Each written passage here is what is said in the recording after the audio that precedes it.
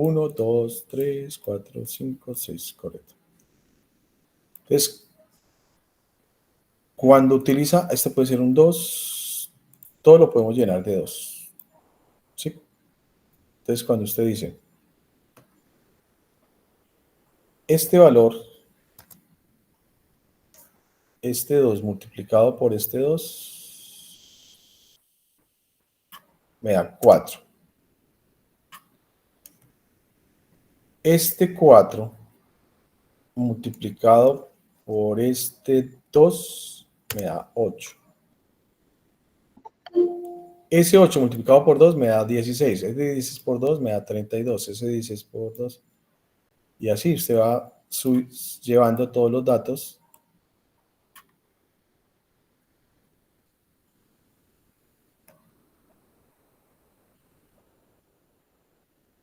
Espérenme un momentico que alguien entró. A ver.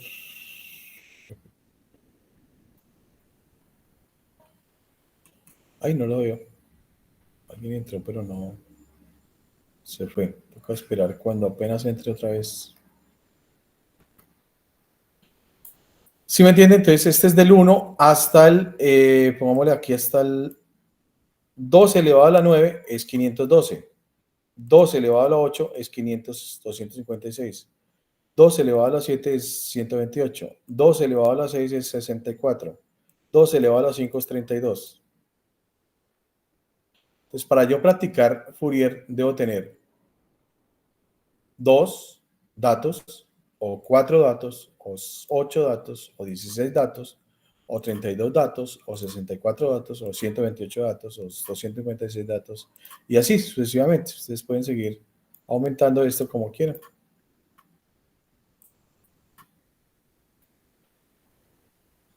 Sí, pueden aumentar o 1024 datos, o 2048, o 4098. ¿Así se ven?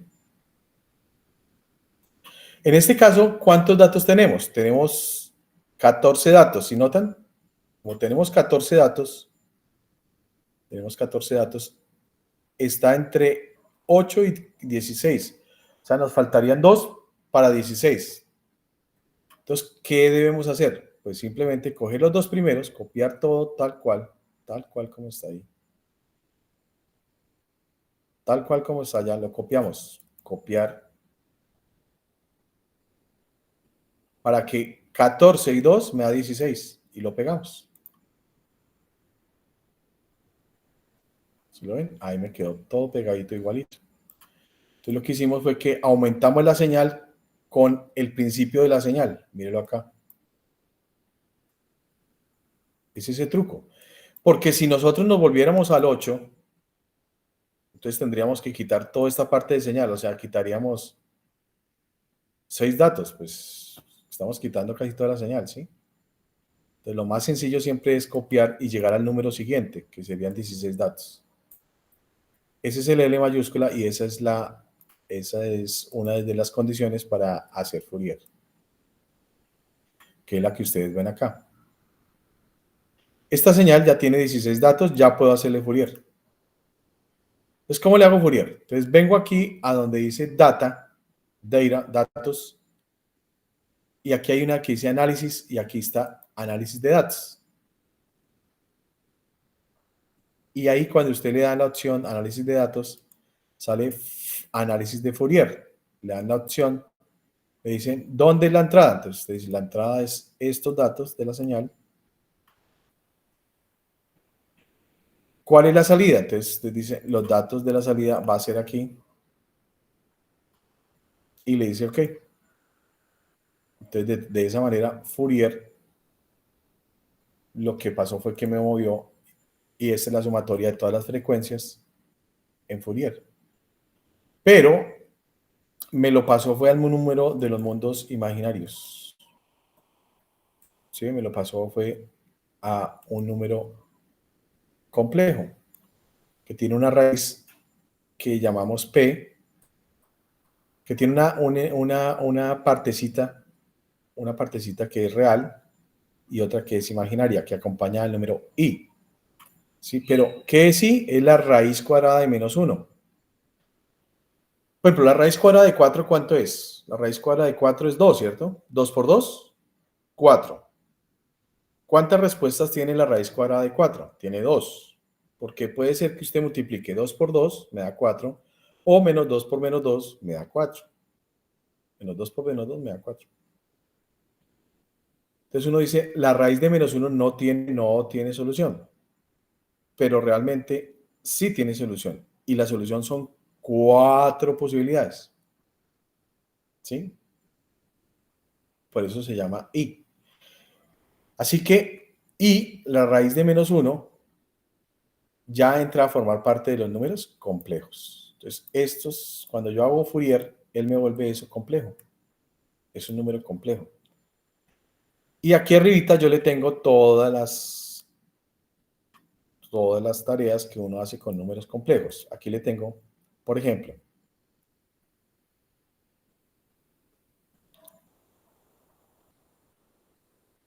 un número complejo G es la unión de P, que es la parte real, por Q, que es la parte imaginaria, que es el número que acompaña a I, que es la raíz cuadrada de menos 1.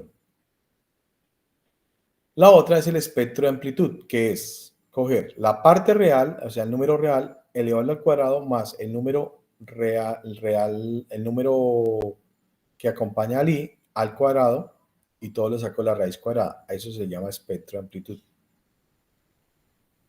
También la densidad o fase es el arco tangente, que es prácticamente es un ángulo en radianes, donde Q está dividido por P, o sea, la parte que acompaña a I dividido la parte real solita. Y puedo hallar el espectro de energía, que es P al cuadrado más Q al cuadrado, sin raíz. Cuando le saco raíz, se llama espectro de amplitud. Cuando no le saco raíz, se llama el espectro de energía. Cuando hallo el ángulo, se llama el espectro de fase. Y eso es lo que tenemos aquí para allá. Primero P, la parte real, Q, el número que acompaña a la parte imaginaria, A, el espectro de amplitudes, R, el espectro de fase en radianes, y E, el espectro de energía. Amplitud, radianes, energía. Es lo que vamos a hacer. Entonces, primero, si usted ala, coge esta esquinita y la ala hacia abajo, ahí va a coger toda la parte real del número imaginario. 321.902, el primero. El segundo, 30.086, perfecto. 28.010, y aquí está, la parte de acá está la parte de acá, pero la parte real. Ahora le hagamos la parte imaginaria, ya la tengo programada, bájela.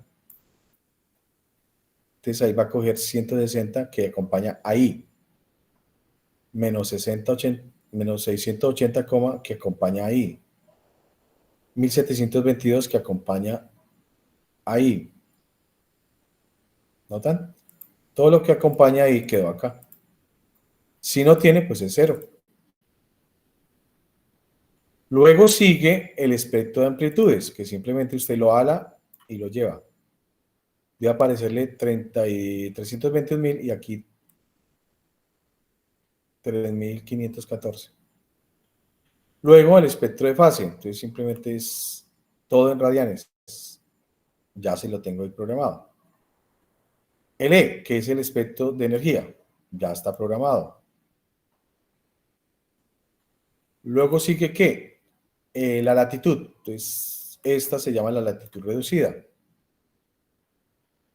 Luego empezamos ahora sí a hacer este B es la reducción al polo. Entonces dice, hay el seno de la latitud menos el imaginario por el coseno de la declinación magnética menos el espectro de fase. Todo eso elevado al cuadrado, eso sería el numerador. Y el denominador es el seno al cuadrado de la latitud reducida más el coseno al cuadrado de la latitud reducida por el coseno al cuadrado de la declinación magnética menos el espectro de amplitud por el seno al cuadrado de la latitud más el coseno al cuadrado de la latitud de la inclinación magnética. Perdón, eso no es... Y es la inclinación magnética, disculpen. El seno al cuadrado de la inclinación magnética más el coseno al cuadrado de la inclinación magnética por el coseno al cuadrado de la inclinación menos el espectro de Fácil. ¿Vieron? Si hacen esta división, encuentran la reducción al polo. Bueno, eso es lo que vamos a hacer. Entonces sacamos el seno de la inclinación magnética.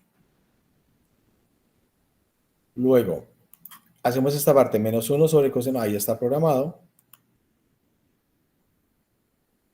Luego hallamos el numerador. Luego hallamos el numerador al cuadrado.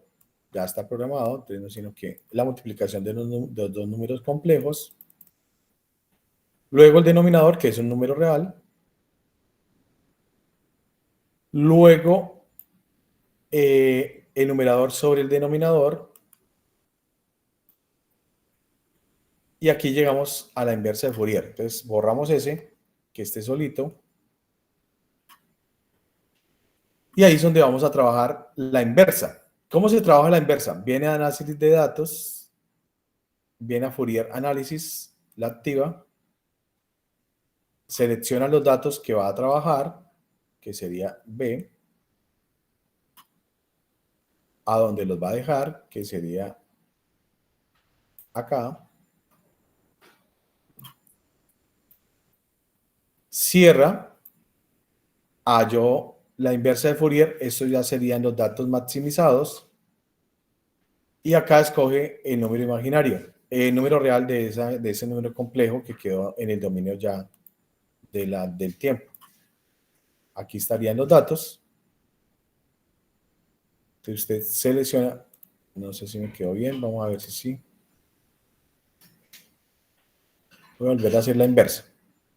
Análisis de Fourier. Claro, quedó mal. Sí, este me quedó mal. Este me quedó mal, este me quedó mal. Perdón. Este me quedó mal. ¿Por qué?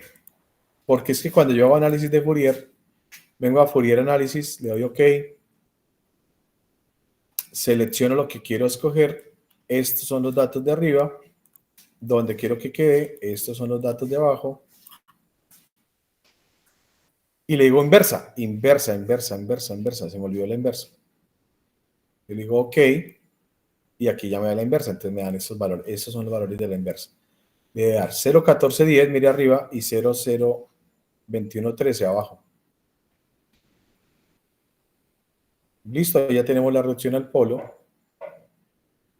Ahora lo que hacemos es lo siguiente. Bueno, pregunta, ¿todos tienen el análisis de datos acá o hay alguien que no lo tenga en el Excel suyo, en el Excel que tiene cada uno?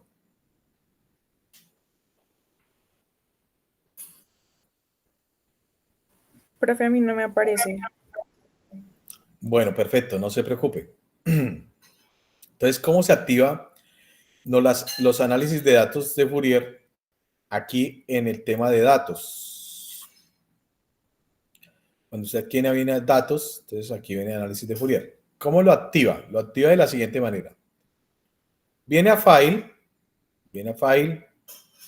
viene a la opción, aquí donde dice opciones.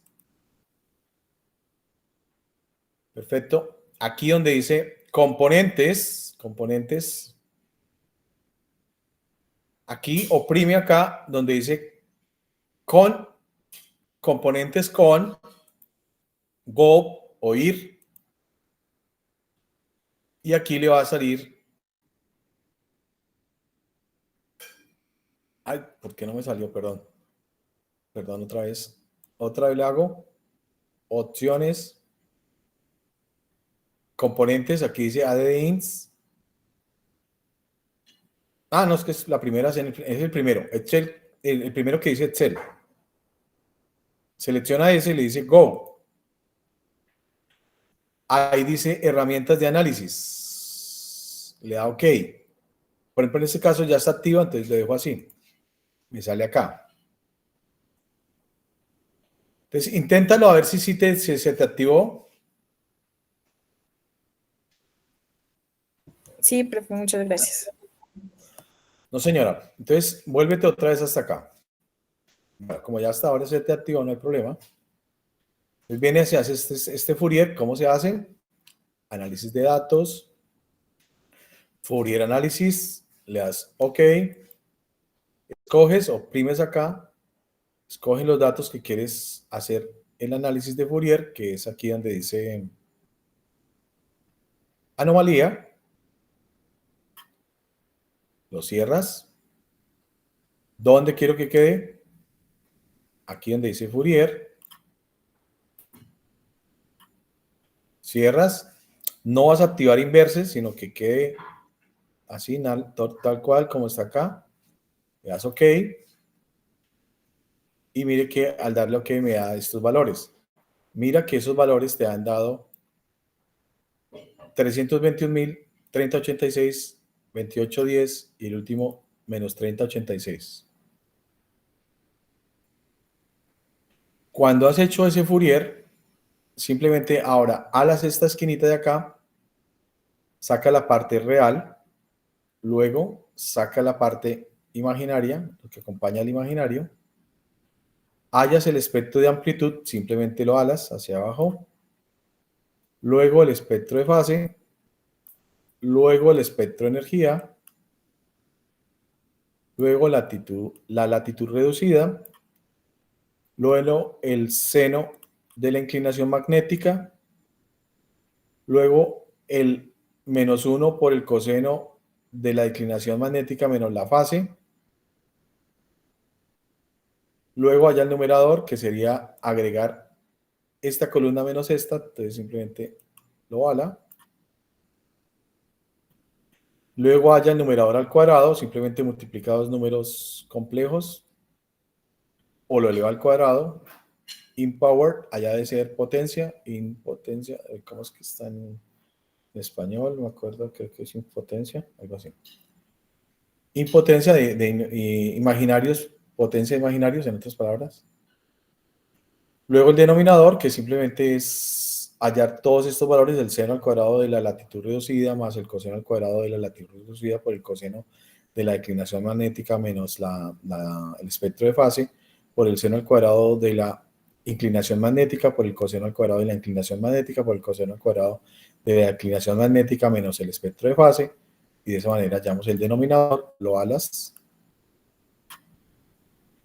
Luego hace la división entre el numerador y el denominador. Luego hayas la inversa de Fourier, que es venir acá, hacer este valor, tal, no sé qué, y escoge inversa,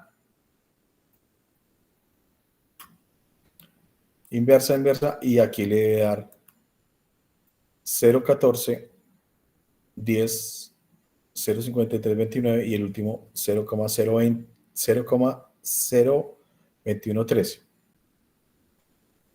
Entonces me dice si ya llegaste hasta ahí. Y si todos ya están ahí y o alguien no ha podido hacerlo o alguien no le dio esos valores estrictamente como yo los tengo ahí. ¿Cómo van todos y todas?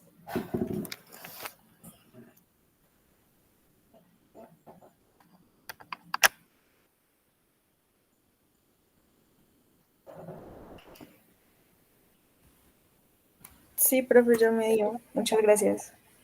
No, señora, a ti. Bueno, listo, perfecto. Ya llegamos. Bueno, cuando ya tenemos eso ahí, esos valores, ahora lo que hacemos es lo siguiente. Graficamos. Pueden graficar. Seleccionan todo esto así con el mouse hasta el 14 nomás. Oprimen el control y seleccionan esta reducción al polo. O sea que quedan los dos iluminados, ¿se notan? El del 1 al 14 y la reducción al polo. Y luego insertan esa dispersión, vayan a dispersión, que en inglés es scatter. Escojan esta, que me gusta mucho. Y esa es la respuesta. A todo debe darles así. Esos son los datos magnéticos reducidos al polo.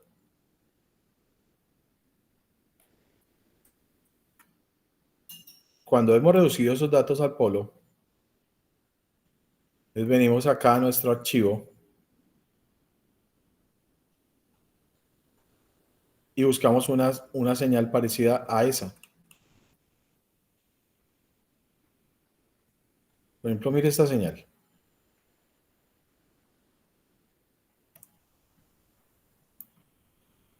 Mire, arriba como plana, abajo. Mira plana. Arriba, sino que estás al revés. O sea que en otras palabras, debe insertar, aquí hay algo abajo. Aquí hay algo abajo. Entre el cambio con cavidad de este punto y el cambio con cavidad del punto de allá. Perdón, de este punto. O sea que acá hay algo abajo, que es así. Ahora miren este. Inclinado hacia un lado, hacia el otro. Entonces, ¿qué es eso? Entonces, vamos a ver cuál será. Este. Inclinado a un lado. O sea que hay una cosa así, sino que entonces debe estar inserto. Este de acá, así que lo inserto así. Entonces, esto debe ser una cosa así.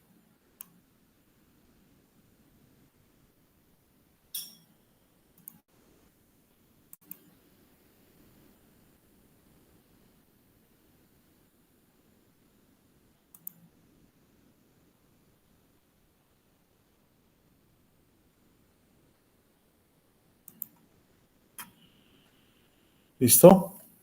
¿Listo? Esta parte debe ser algo así. Entonces, salva, ya obtuvo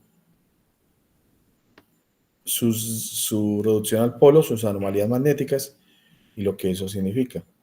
Significa que debe haber una cosa que esté inclinada acá y una cosa que esté completamente parada acá.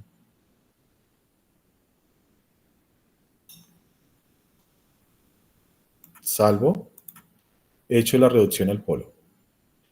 Ahora me gustaría que vieran estos datos. Estos datos los hizo el Servicio Geológico en el año 2009 y lo hicieron aquí cerquita.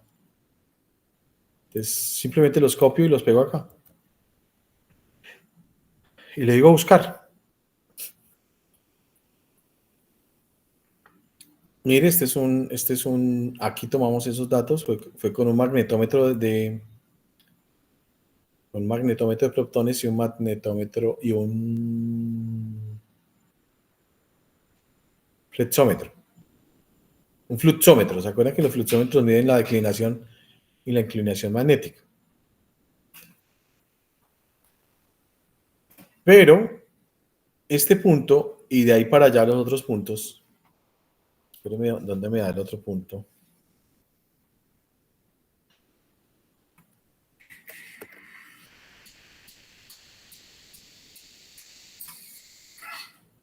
El otro punto me da por acá, sobre la vía, mire también.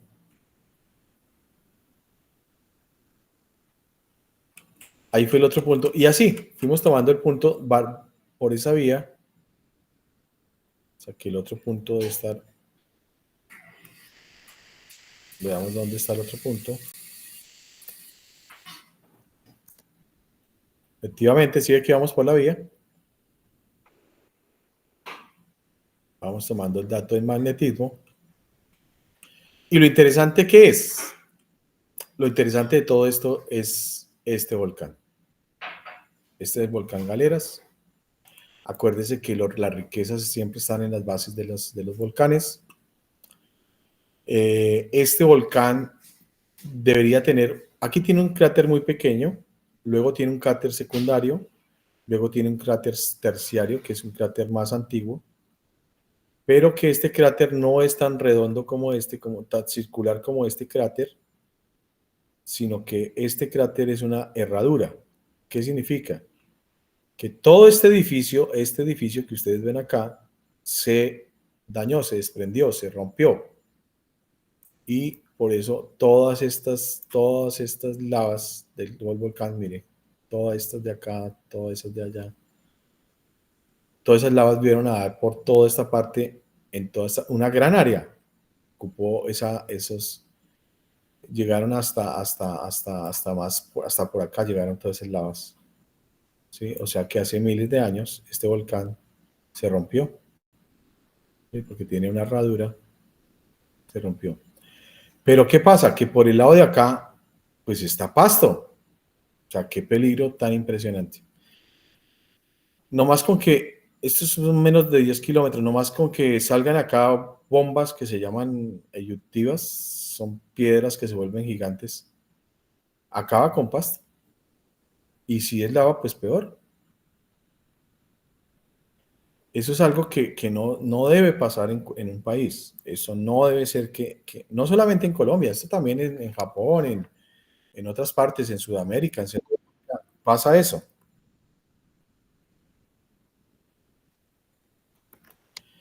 En esas ciudades pasa eso. Pasa que los volcanes, pues es un peligro para las ciudades. Por ejemplo, Pasto, ¿cuántos habitantes hay acá? Hay más de 100.000. No sé cuántos habitantes tenga Pasto, pero eso es una cosa impresionante. Pero nosotros no solo ahí, pues prácticamente en todos los volcanes de la cordillera central.